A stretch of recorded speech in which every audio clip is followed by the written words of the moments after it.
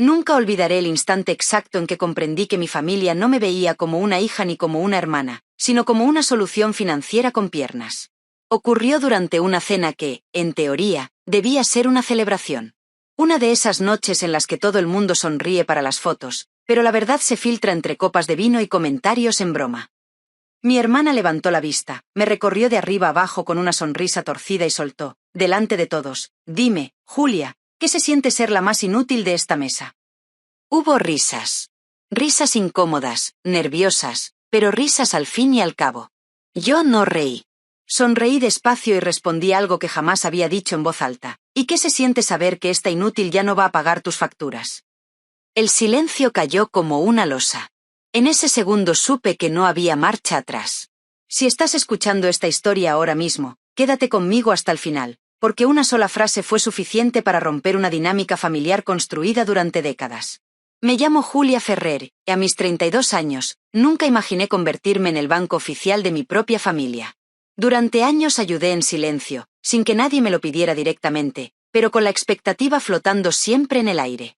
Especialmente a mi hermana mayor, Lucía. Yo era la responsable, la fiable, la que siempre podía. También era la invisible. Crecí en un barrio tranquilo a las afueras de Madrid, en una casa donde todo giraba en torno a ella. Lucía tenía 3 años más que yo y una capacidad innata para ocupar cualquier espacio. Era guapa, carismática, intensa. Donde entraba, dejaba huella. Mis padres la adoraban. La casa estaba llena de fotos suyas, trofeos, recuerdos de bailes, concursos, actuaciones escolares. Cada logro suyo se celebraba como un acontecimiento familiar. Yo, en cambio, era la niña silenciosa que prefería leer antes que llamar la atención. Sacaba buenas notas, destacaba sin hacer ruido. Cuando llegaba a casa con sobresalientes, mi padre me daba una palmadita distraída en la cabeza y decía: «Muy bien, Julia», antes de volver a centrarse en cualquier drama que Lucía estuviera viviendo esa semana. Así se estableció el patrón. Ella brillaba, caía, exigía ayuda. Mis padres corrían a rescatarla. Yo observaba y aprendía una lección peligrosa: no pedir, no molestar, resolver sola. La universidad fue mi vía de escape. Mientras Lucía se matriculó en una carrera cercana que abandonó al poco tiempo para encontrarse a sí misma, yo conseguí una beca completa para estudiar ingeniería lejos de casa. Esos años fueron los primeros en los que respiré de verdad. Hice amigos que me valoraban por lo que era, no por lo que podía dar. Descubrí que mi silencio no era debilidad, sino foco. Tras graduarme, entré en una empresa tecnológica en pleno crecimiento. Trabajé sin descanso. No por ambición desmedida, sino porque, por primera vez, nadie esperaba que salvara a nadie más. A los 30 años tenía estabilidad financiera, un buen sueldo, proyección profesional. Debería haber sido un motivo de orgullo familiar. Se convirtió en una carga. Las llamadas empezaron poco a poco.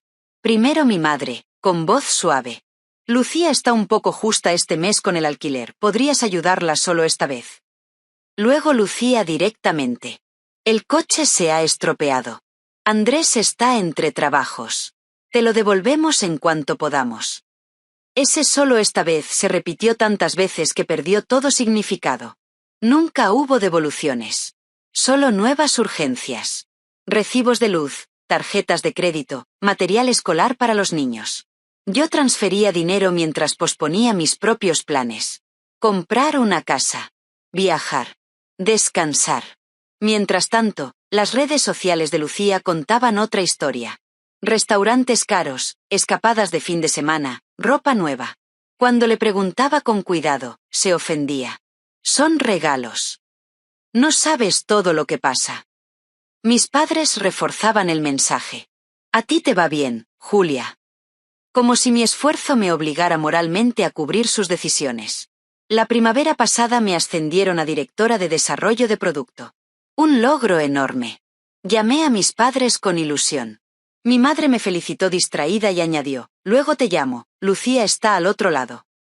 Nunca llamó. Al día siguiente, mi hermana me pidió 5.000 euros para arreglar el coche. Se los di. No por convicción, sino por inercia. Pensé que si seguía ayudando, algún día me verían. No ocurrió. Mi mejor amiga, Paula, fue la única que lo vio claro desde el principio. «No eres su hermana». Eres su cajero automático. Me lo dijo muchas veces. Yo siempre encontraba excusas. Hasta que se acercó la cena del 40 aniversario de mis padres. Pensé que sería diferente. Me ofrecía organizarlo todo. Elegí el restaurante, el menú, el regalo. Quería que fuera perfecto. 2 semanas antes, mi madre me advirtió casi sin querer: puede que Lucía te pida ayuda con la hipoteca. Sentí algo romperse dentro. Sugerí que quizá deberían mudarse a algo más pequeño. El silencio de mi madre fue helado. Ellos tienen familia. Tú vives sola. Como si mi vida valiera menos. La noche de la cena llegó cargada de tensión. Lucía apareció tarde, impecable, con joyas nuevas y una sonrisa segura. Habló de sus planes, de sus hijos, de lo cansada que estaba. Nadie mencionó mi ascenso. Cuando lo hice yo, fue interrumpida. Poco a poco, sus comentarios se volvieron más afilados. Críticas veladas, comparaciones, burlas. Hasta que lanzó la pregunta: ¿qué se siente ser la más inútil de aquí? Y entonces, por primera vez, dejé de protegerlos. Dije la verdad. Y todo cambió. Pero esa es solo la primera grieta. Porque lo que salió a la luz después fue mucho más oscuro de lo que yo misma imaginaba. Y nada volvió a ser igual. El silencio que siguió a mis palabras en aquella mesa no fue incómodo. Fue denso. Pesado. Como si todos hubieran contenido la respiración al mismo tiempo. Mi hermana me miraba sin parpadear, intentando decidir si yo estaba bromeando o si acababa de cometer el mayor acto de traición imaginable. Mi madre fue la primera en reaccionar. Me agarró del antebrazo con una fuerza inusual en ella y susurró, casi suplicando: Julia, por favor, no montes un espectáculo. No hoy. Aquella frase me atravesó más que cualquier insulto de Lucía. Porque confirmaba lo que llevaba años sospechando. El problema no era lo que mi hermana hacía. El problema era que yo dejara de sostenerlo. Lucía rompió a reír, una risa aguda, forzada. Venga ya. No dramatices. Solo estaba bromeando. Siempre era una broma cuando el daño no lo recibía ella. Mi cuñado, Andrés, evitaba mirarme. Tenía la mandíbula tensa, los hombros encogidos, como un hombre que prefería desaparecer antes que enfrentarse a la verdad. Yo respiré hondo y hablé con calma. No levanté la voz. No hacía falta. No es una broma cuando llamas llorando porque no puedes pagar la hipoteca. No es una broma cuando transfiero miles de euros mientras fingimos que aquí no pasa nada. Mi padre bajó la mirada. Por primera vez en años, no defendió a Lucía de inmediato. Saqué el móvil, con manos sorprendentemente firmes, abrí la aplicación bancaria. Deslicé el historial de transferencias y se lo pasé a mi padre. Revísalo. Él empezó a leer. Su expresión cambió poco a poco. Confusión. Sorpresa. Y finalmente, algo cercano al miedo. Esto es, mucho dinero. Lucía se levantó de golpe. No tienes derecho a airear esto delante de todos. Tampoco tú tenías derecho a usarme como un plan de rescate permanente, respondí. Por primera vez, no sentí culpa al decirlo. Sentí alivio. Me levanté, dejé la servilleta sobre la mesa y anuncié que me iba. La cuenta estaba pagada. El regalo de aniversario también. No me quedé a ver la tarta. No me quedé a escuchar excusas. Salí del restaurante con el corazón desbocado y las piernas temblando. En la calle, el aire frío me devolvió a la realidad. Había cruzado una línea invisible. Y ya no podía volver atrás. Andrés fue quien salió detrás de mí. No Lucía. Él. Me llamó por mi nombre con una voz cansada. Tienes razón, dijo sin rodeos. Aquella frase me dejó descolocada. Me confesó que la situación financiera era mucho peor de lo que yo sabía. Deudas ocultas. Tarjetas al límite. Pagos atrasados. Lucía gastaba como si nada mientras improvisaba crisis para justificar más dinero. No supe cómo pararla, admitió. Era más fácil pedirte ayuda que enfrentarla. Asentí. Durante años, yo también había elegido el camino fácil. El silencio. Esa noche dormí mal. Mi teléfono no dejó de vibrar. Mensajes de mi madre pidiendo que llamara. De mi padre, más directo, preguntando si era necesario hacerlo así. Y de Lucía. El suyo fue el más claro. Espero que estés contenta. Has arruinado el aniversario de nuestros padres. No hubo disculpa. No hubo reflexión. Solo reproche. Apagué el móvil. Por primera vez, me permití no responder. A la mañana siguiente pedí cita con una terapeuta. Paula llevaba meses sugiriéndolo. Yo siempre lo posponía. Aquella vez no. La doctora me habló de dinámicas familiares, de roles asignados desde la infancia, de cómo a veces el miembro responsable acaba cargando con todo para que el sistema no se rompa. Pero se rompe igual, me dijo. Solo que por dentro. Sus palabras encajaban demasiado bien. Los días siguientes fueron una prueba de resistencia. Lucía alternaba mensajes llorosos con acusaciones furiosas. Mi madre minimizaba. Ya sabes cómo es tu hermana. Mi padre empezaba a hacer preguntas incómodas. Quería saber cuánto dinero había salido de casa hacia Lucía sin que ellos fueran realmente conscientes. Yo respondí con hechos. Sin dramatizar. Sin justificarme. Una semana después recibí una llamada que lo cambió todo. Era mi madre. Sonaba distinta. Nerviosa. Me confesó que habían revisado sus cuentas y descubierto algo alarmante. Lucía tenía acceso a una línea de crédito vinculada a su casa. Y la había usado. Durante años. La cifra era tan alta que tuve que sentarme. Aquello ya no era dependencia.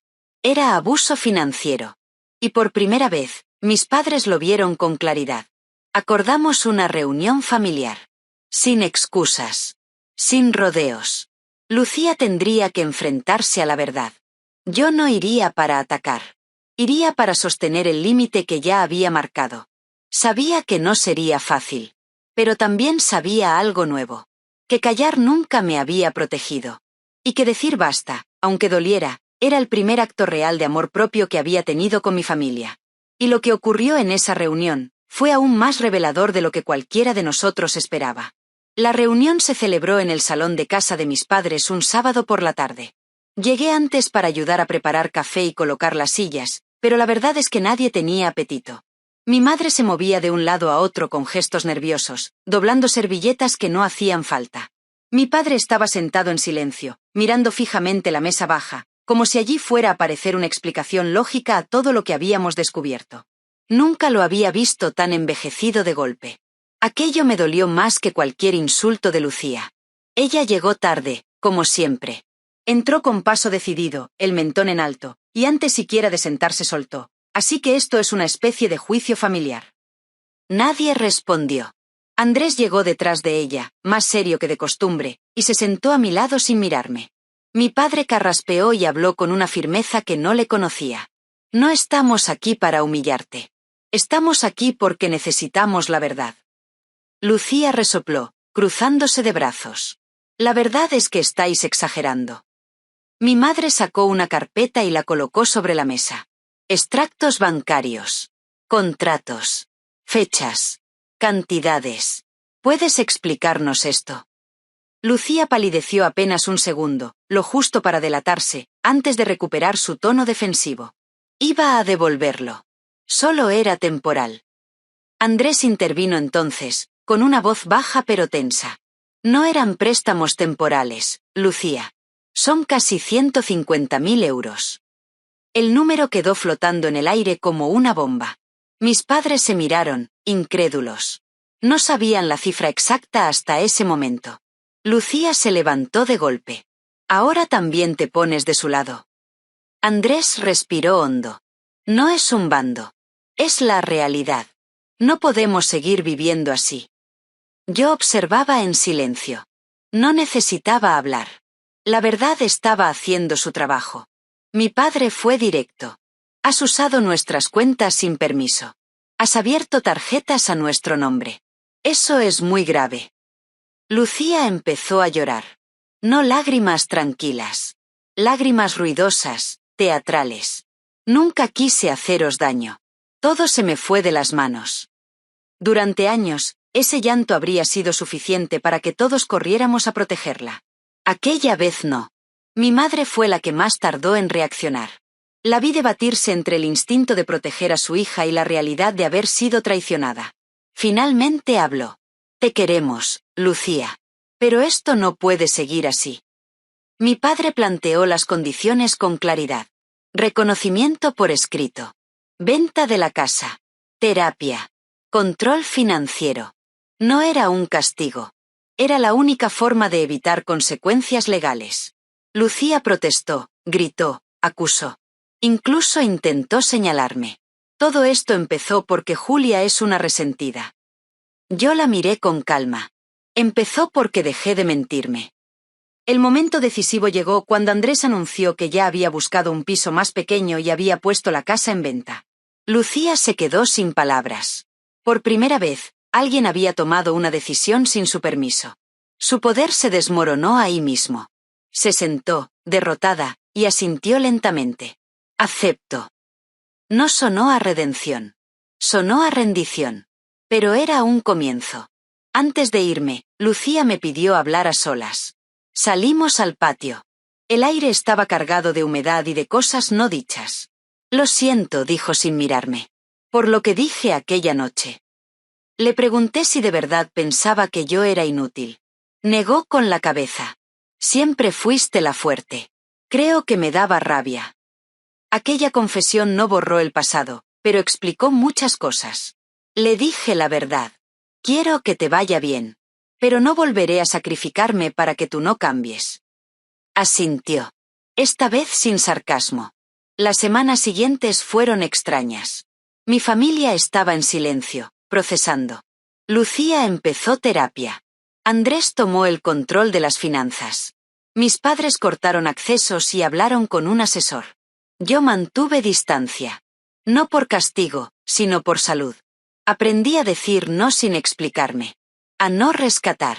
A confiar en que cada uno debía sostener su parte. Un día, Andrés me llamó. Habían vendido algunas cosas. Estaban pagando. Gracias por no salvarnos otra vez, me dijo. Aquella frase me hizo entender algo importante. Ayudar no siempre es dar. A veces es retirarse. Pero aún faltaba algo. El verdadero cierre. El momento en que entendí que poner límites no había destruido a mi familia. La había obligado a cambiar. Y ese momento llegó cuando menos lo esperaba. Pasaron varios meses desde aquella reunión y, por primera vez en mucho tiempo, el silencio en mi familia no era opresivo. Era distinto. Más honesto. No había llamadas de urgencia ni mensajes dramáticos a medianoche. Nadie me pedía solo esta vez. Ese cambio, tan simple en apariencia, fue enorme para mí. Me permitió escucharme. Descansar.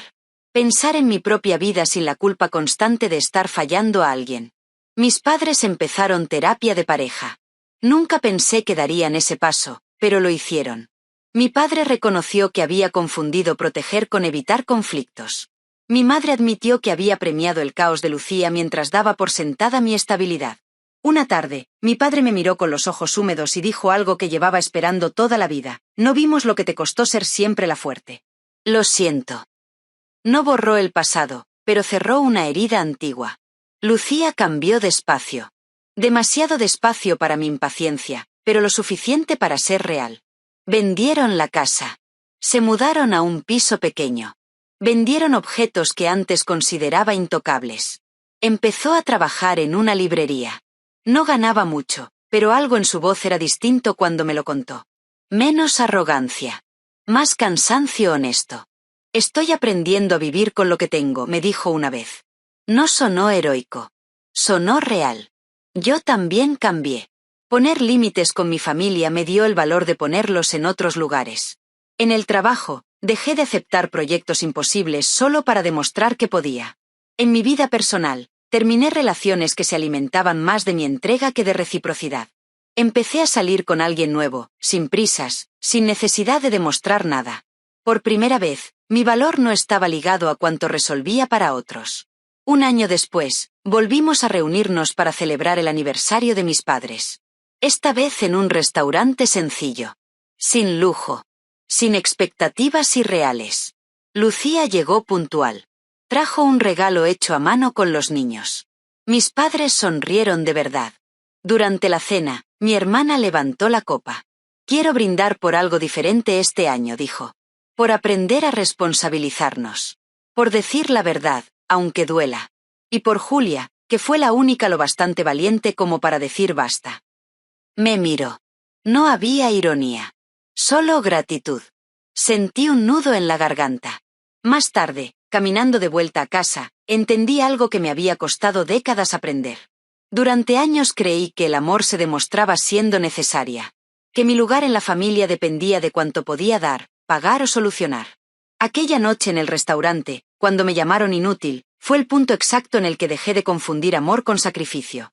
Defenderme no rompió a mi familia. Rompió una mentira. Y al hacerlo, abrió espacio para relaciones más reales, más sanas, más justas. Si has llegado hasta aquí, quizá esta historia no va solo de mí. Quizá va de ti. De esa vez en la que ayudaste demasiado. De ese límite que no te atreviste a poner. De ese miedo a parecer egoísta por cuidarte. Déjame decirte algo con total claridad. Poner límites no te hace mala persona. Te hace honesta. Y a veces, es el acto más amoroso que puedes tener, contigo y con los demás. Si esta historia te ha tocado de alguna forma, cuéntamelo en los comentarios. ¿Alguna vez tuviste que decir basta a alguien a quien querías? ¿Cómo cambió eso tu relación? Dale a me gusta si sentiste algo escuchándola y suscríbete al canal para más historias reales sobre límites, familia y crecimiento personal. Gracias por escucharme. A veces, la vida empieza de verdad justo después de atreverte a decir basta.